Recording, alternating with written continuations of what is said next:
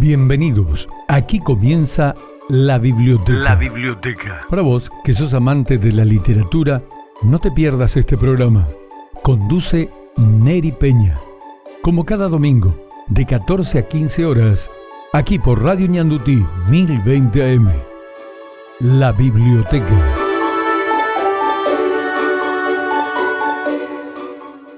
Bueno, estamos en la biblioteca ahora con Sacha Cardona, en realidad con un tema muy apasionante. Sacha es historiador, está en Pedro Juan Caballero, en Frontera. Bienvenido, Sacha, a la biblioteca. Gracias por esta invitación. Un saludo a todos que van a estar siguiendo, acompañando la charla que vamos a tener. Y aquí estoy desde Pedro Juan Caballero para compartir un poco este trabajo que se publicó, ¿verdad? Y que está allí para que las personas puedan leer, conocer y sobre todo debatir, porque esa es la intención del libro, abrir el debate. El anillo del verdugo de López, tras las huellas del general Correa da Cámara y Juana Inocencia López de Barrios. Estamos hablando que esta investigación, porque es una investigación, estaba hablando señor con Sacha y le decía, la forma de escribir, tenés una forma muy apasionada de escribir, y este libro se hizo desde la mirada de una mujer. ¿Es así, Sacha? Asimismo, las protagonistas son mujeres, si bien que la narración está centrada en Inocencia López, pero también cobran protagonismo su hermana, Rafaela, y la madre del mariscal, doña Juana. O sea, para estas mujeres tuvieron mucho tiempo al margen, o sea, como que era difícil, creo, de hablar de ellas. Y fue tan fuerte lo que se trabajó a principios del siglo XX, finales ya del XIX, y lo que se logró imponer también en la época de la dictadura de un discurso así nacionalista, en que la figura de estas mujeres molestaba, o sea, como que no encajaban. ¿Y qué eran ellas? Entonces son traidoras, son vendepatria, y lo que sufrieron, lo que sufrió la madre del mariscal, lo que sufrió las hermanas, la tortura, el arresto, en fin, la manera como llegaron a ser Rocurá, se logró hacer con que eso no conmueva al paraguayo. O sea, es algo que sabemos, bueno, se le bofeteó, fueron presas, pero que... Y somos siempre una sociedad tan apegada a valores, con respeto a los mayores, en que si de repente alguien me cuenta, mire, un hijo le está actuando de esta forma con su madre, siempre nos escandalizamos con eso, pero cuando la historia entra o hablamos del mariscal y su relación familiar, es como, ah, no, ellas tienen la culpa, eran traidoras y le encasillamos en eso.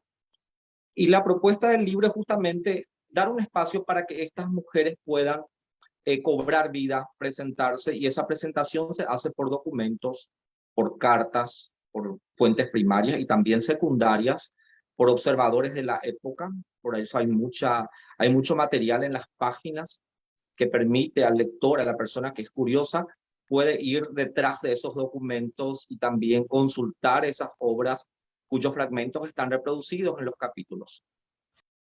Para que la gente sepa, Sacha es historiador. O sea, este libro, estamos hablando, muestro de vuelta, el anillo del verdugo de López, tiene ese rigor histórico. Aquí no hay, no es una historia novelada, aquí no hay nada de ficción. Lo hiciste este libro con tanta objetividad y que nació esta investigación a través de una subasta, porque sos coleccionista. Asimismo, desde pequeño me gustan las antigüedades, o sea, ya viene ese hilo con la historia. Y empecé coleccionando objetos antiguos y hoy día tengo una colección con elementos de la historia del Paraguay, de Brasil, historia universal, en fin, y siempre estoy detrás de nuevas adquisiciones, sean en viajes, sea a través de la internet con las compras, las subastas online. Y en una de esas me llamó la atención cuando recibí la invitación para participar de una de estas subastas que se denominaba el Siglo Imperial. Y allí se estaban ofreciendo al público objetos que pertenecieron a la familia imperial brasileña porque había fallecido una de las princesas que no tuvo descendientes. Y parte de sus objetos quedaron para los hermanos, sobrinos, y decidieron vender. También se Estamos sumaron, hablando, perdón, estamos sí, hablando de quién, de una descendiente de de quién. Pedro II, una descendiente directa de Isabel de Braganza, de Gastón de Orleans, el conde de, o sea, una bisnieta de Pedro, de el Gastón de Orleans y de la princesa Isabel de Braganza. Una figura polémica, Sí, tanto en Paraguay como también en Brasil. El conde, el príncipe, tenía mucha crítica, pero lo interesante es que los adversarios a la monarquía, o sea, el Partido Republicano, que eran muy duros en su crítica, es claro que sí. la violencia estuvo presente en la guerra, eso es innegable, pero Ujú. de ambas partes, ¿verdad?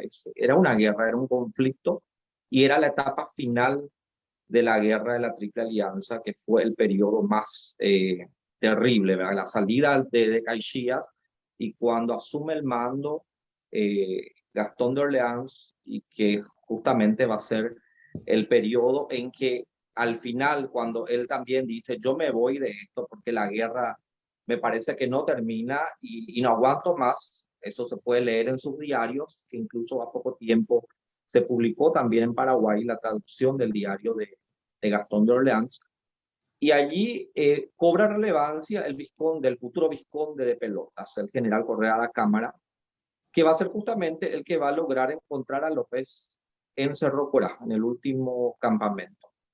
Claro. Y por su acción, ¿verdad? Por culminar la guerra y la muerte del mariscal, que después tuvo que explicar también porque no cayó muy bien en la prensa internacional ese desenlace de la muerte de López, porque lo ideal sería que no muriera, decían, ¿verdad? O sea, tuvo que dar su explicación y de allí que hay varias versiones sobre la muerte del mariscal.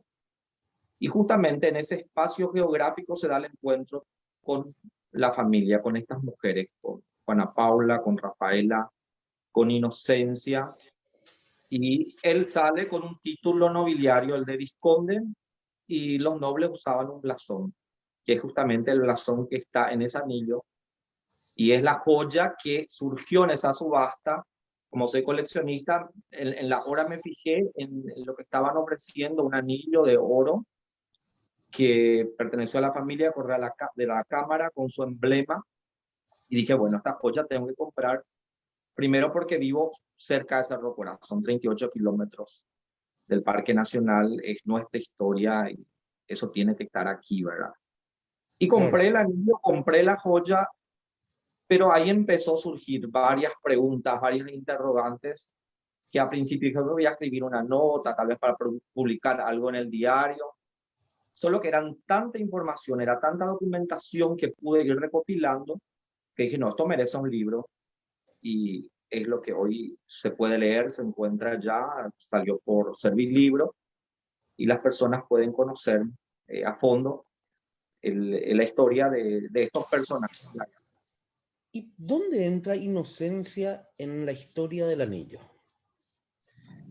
Bien, cuando el anillo llega a mis manos, me llama la atención la circunferencia, o sea, es un anillo pequeño, imposible sería de uso de un hombre, por lo tanto ya se descarta de que lo utilizaba Correa de la Cámara.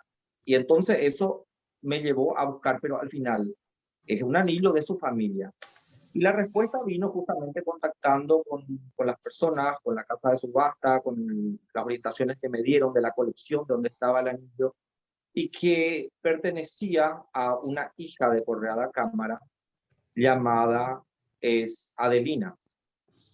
Una Adelina brasileña, pues también hay una Adelina paraguaya, hija de Inocencia López, una hija natural de Inocencia López, nace al terminar la guerra de la Triple Alianza, y que es muy unida a la figura de Correa de la Cámara, porque siempre se atribuyó la paternidad de esa niña al general Correa de la Cámara, de que surgió después de la batalla de Cerro Corá una amistad entre Inocencia y este militar brasileño, y que fue un poco más al punto de que ella pudo haber tenido una hija con él.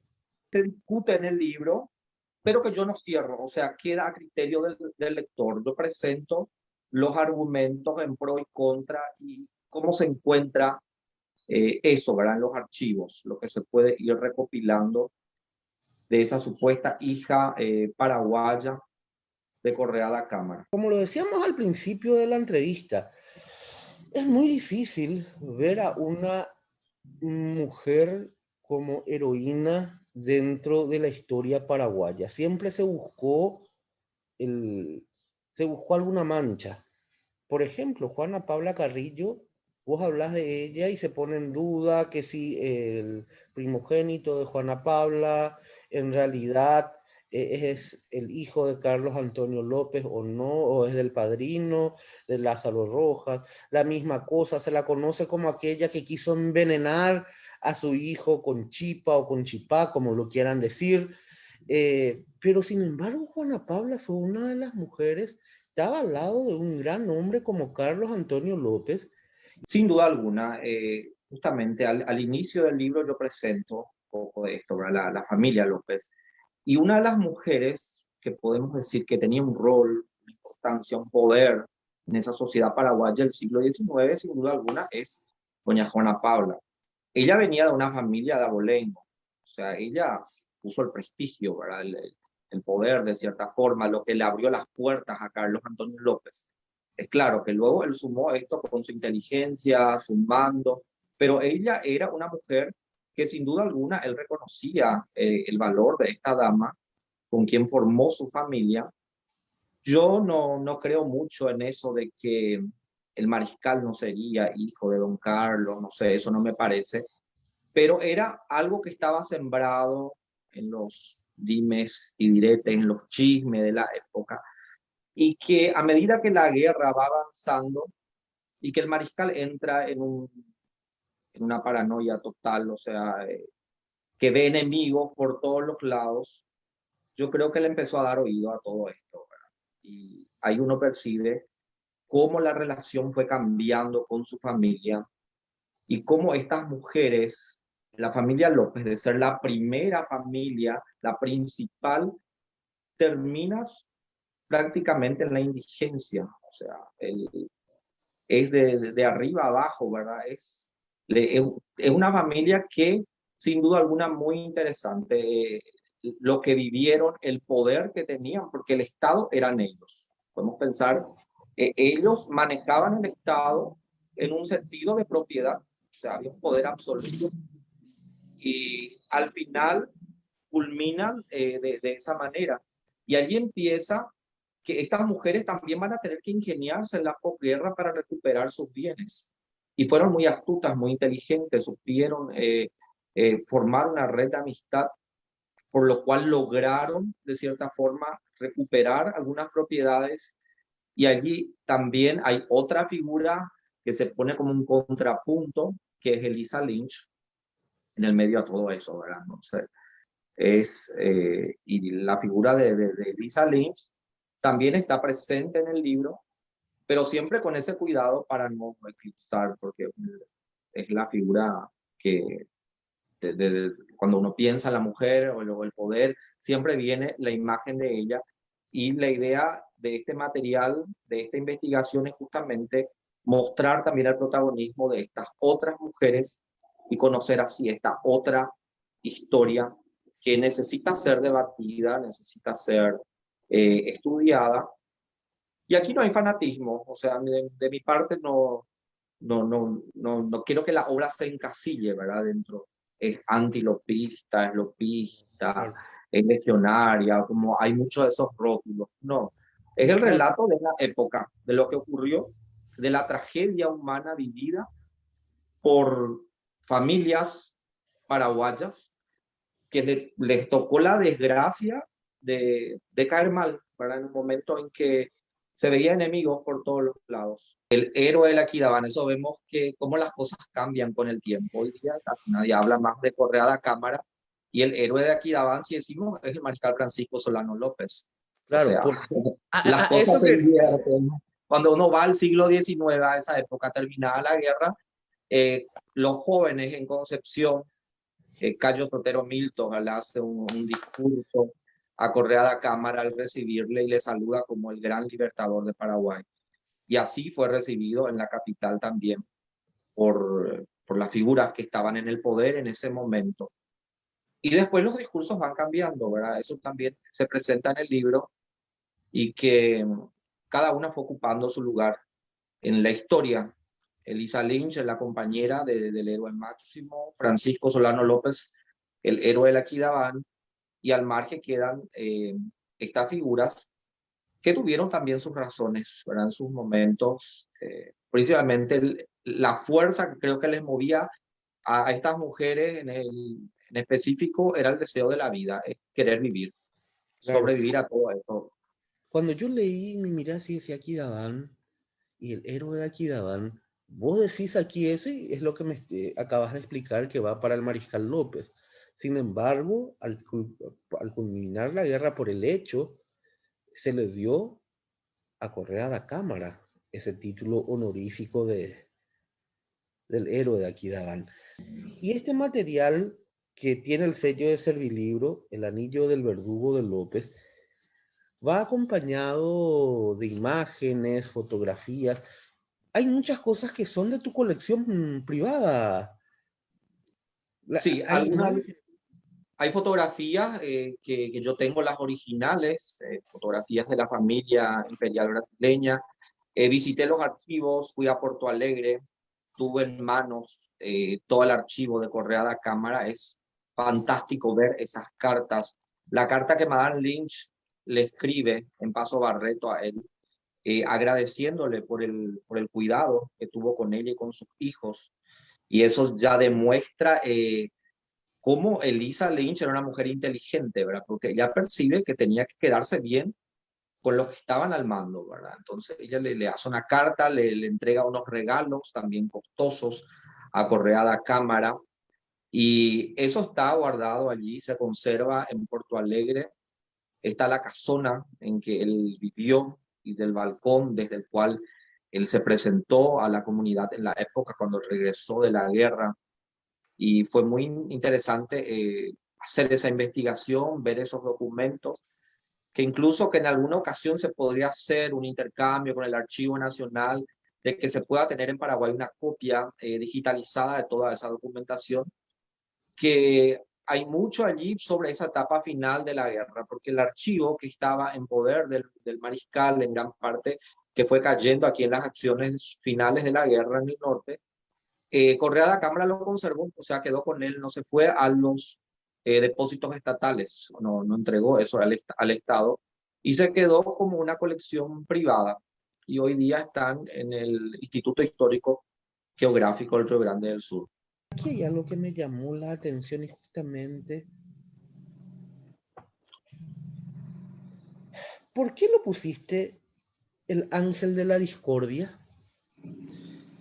Bien, es un juego con el nombre de Benigno, porque él se llama Ángel Benigno. Ajá. Y es una figura que merece más atención, porque veo que Benigno era un hombre interesante. Él tuvo una formación liberal. Él fue a Brasil, a Río de Janeiro, a estudiar. Allí él tuvo contacto con la corte, percibió la política, los partidos políticos, porque muchas veces se desconoce o se piensa que cuando hablamos de monarquía, que es un absolutismo.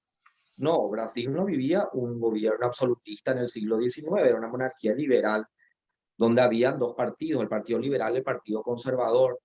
Si pensamos en poder concentrado en las manos, el mariscal tenía mucho más poder en sus manos que Pedro II. Pedro II, cuando quería tomar una actitud, eso tenía que debatirse en el Parlamento, o sea, había todo un juego de poder, y era allí lo que se daba las decisiones, y la prensa era totalmente libre, o sea, podían criticar al gobierno como se le antojara, cosas que no se vivían en Paraguay. Y Benigno, él, yo pienso que absorbió mucho de eso, de allí que muchos le veían como un candidato interesante para ocupar la presidencia, como una persona más abierta a un diálogo. Y según relatos, según cronistas, según informaciones de la época, había una cierta predilección, ¿verdad?, a su figura por parte de la madre, las hermanas, y eso iba despertando un poco de celos. y por donde Benigno puso el dedo o estuvo presente, la desgracia después cayó encima, que es lo que se vivió en Concepción, por ejemplo, donde las familias de la élite de Villa Concepción eran partidarias de Benigno, o sea, eran mucho más favorables a su persona. Él tenía una compañera, tenía como que dos familias, una en Asunción y otra en Villa Concepción, tenía negocios con importantes comerciantes en Concepción, y es de allí que después estas familias muy cercanas al entorno de Benigno van a sufrir lo que se conoce como la masacre de Concepción, la acción del Toro Pillaí, que va a ser terrible, una violencia totalmente innecesaria. Eso es lo triste, y que a medida que uno va leyendo y conociendo y viendo la documentación, que habían actos o acciones de violencia en que el Estado que hubiera actuado para salvaguardar vidas, proteger a estas familias, es el que se vuelve en contra. Entonces, hubieron grupos de la sociedad paraguaya que sufrieron una violencia interna y externa. Digo interna en el sentido de que el propio Estado Nacional le cayó encima porque vio en ellos como que enemigos a la causa, y por otro lado, los aliados, ¿verdad?, que eran los verdaderos enemigos, los que estaban viniendo de afuera en esta guerra, también les cayeron encima, ¿verdad?, con muertes, con atropellos, con violación de las mujeres, llevar los niños para venderlos como esclavos. Entonces era una situación muy difícil, muy complicada, la vivida en esa etapa final. Sacha Cardona, un placer haberte entrevistado y tenerte aquí en la biblioteca. Gracias por la invitación y espero que lean el libro. Sé que a algunos les va a gustar, a otros no, pero creo que la intención es abrir al debate y que se pueda conocer un poquito de una otra historia, de una etapa tan rica de nuestro pasado. Si sos amante de la literatura, no te pierdas La Biblioteca, el programa donde repasamos las últimas ediciones de las obras más recientes de autores nacionales y extranjeros. Descubrí lo mejor de la literatura contemporánea con entrevistas exclusivas a sus autores, acompañándonos todos los domingos de 14 a 15 horas. La Biblioteca. Conduce Neri Peña, solo por Ñandutí, tu primera fuente de información.